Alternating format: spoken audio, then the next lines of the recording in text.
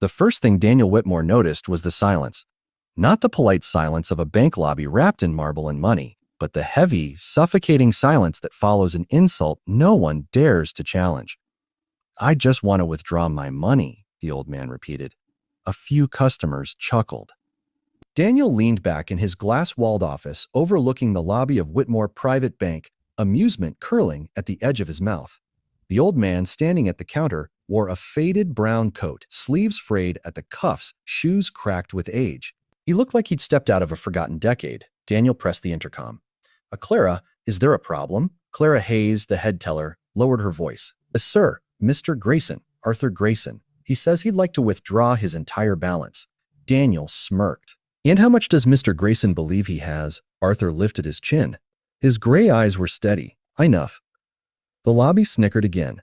Daniel adjusted his cufflinks and stepped out of his office. At 38, he was the youngest self-made millionaire in the state. Tailored suit, polished confidence, the kind of man who measured people by their net worth before their names. He approached the counter slowly. "Mr. Grayson, this is a private bank. We typically require a minimum balance of men with this bank longer than you've been alive," Arthur interrupted quietly. Daniel's smile tightened. Clara, please check his account. Let's see what we're working with." Clara typed in the name and froze. Her fingers hovered above the keyboard. "Clara?" Daniel's tone sharpened. She swallowed. "Sir, the balance." Arthur folded his hands on the counter. He didn't look at Daniel. He didn't look at anyone. Daniel leaned forward, impatience flickering across his face. "How much?" Clara's voice trembled. Shiri's voice trembled. $487 million. The laughter died instantly. Daniel blinked. That's not possible." Clara turned the screen toward him. "Arthur Grayson, $487,321,909.44. Daniel's throat tightened. His mind raced. He knew most of his major depositors. This name, this face, had never appeared in his circles, at his galas, on his charity boards. Arthur watched him calmly. "I just want to withdraw my money." Daniel straightened, forcing composure back into his voice. "Of course, Mr. Grayson. Perhaps you'd like to step into my office." Clarity. Arthur nodded once. The door closed behind them. For the first time in years, Daniel felt small. "Why?" Daniel asked, dropping the polished tone. "Why now?" Arthur sat without invitation. "Because trust is like glass, Mr. Whitmore. It shatters quietly." Daniel frowned. "If there's been an issue, Fodebriaz." Arthur's eyes were no longer gentle. They were sharp, calculating. "I invested in this bank 52 years ago when it was a modest community branch run by your grandfather, Thomas Whitmore. He believed in people, farmers, teachers, mechanics."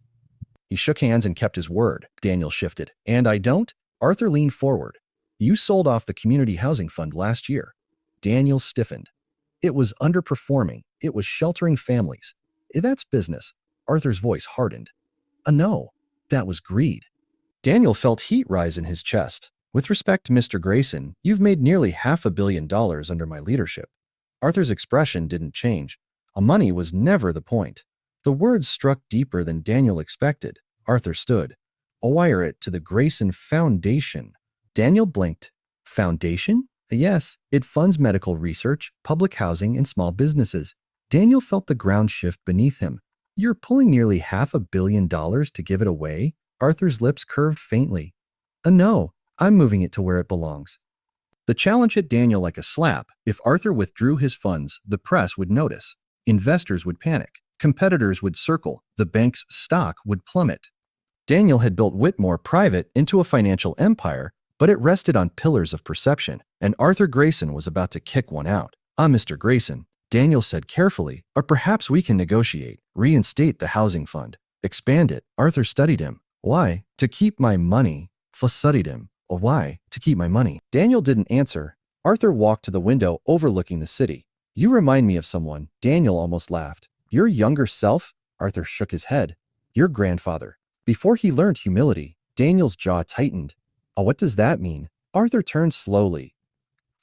When Thomas Whitmore was young, he nearly lost everything chasing profit. He ignored warnings, pushed people aside. It took one failure, one catastrophic mistake, to make him understand that wealth without responsibility is ruin. Daniel felt something twist in his stomach. His grandfather had never told that story. Arthur continued, "I was there. I helped him recover. That's why I invested. Not because I needed more money, because I believed in what this bank stood for. Silence stretched between them. Daniel saw flashes of the past year, closing small accounts to attract wealthier clients, eliminating low-profit community programs, choosing numbers over names. He'd called it evolution. Arthur called it betrayal. Give me one reason, Arthur said softly, why I shouldn't walk out that door. For the first time, Daniel didn't have a rehearsed answer. The challenge wasn't financial, it was moral. Daniel looked at the balance sheet in his mind. The profits, the expansions, the accolades. Then he thought of the families displaced when the housing fund vanished. The small businesses denied loans because they lacked collateral, but not ambition. He saw his grandfather's portrait hanging in the lobby downstairs, and he saw disappointment. I can't undo everything overnight, Daniel admitted quietly. But I can change course. Arthur waited. Daniel exhaled. Give me 90 days. I'll reinstate the housing initiative, expand it, create a small business incubator, publicly, transparently, not because of your money, but because it's right. Arthur's gaze searched his face for arrogance, found none. And if you fail, Arthur asked. Daniel swallowed. Then you withdraw it all. Arthur returned to his chair slowly. 90 days. Daniel extended his hand. Arthur looked at it for a long moment, then shook it. The news never heard about the near withdrawal, but they heard about something else. Whitmore Private Bank announced the largest community reinvestment initiative in its history. Affordable housing projects broke ground. Startup grants flourished. Medical clinics reopened. Investors were skeptical at first, then impressed. Profits dipped slightly that quarter, then surged higher than ever before. 90 days later, Arthur Grayson walked back into the bank. Daniel met him in the lobby this time.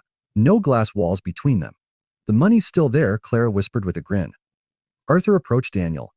I just came to check my balance, he said. Daniel smiled, not the polished smile of a millionaire, but the earned smile of a man who had learned something. And? Daniel asked. Arthur nodded once. You've made a profit. Daniel laughed softly. Not the kind you mean. Arthur's eyes gleamed. Exactly.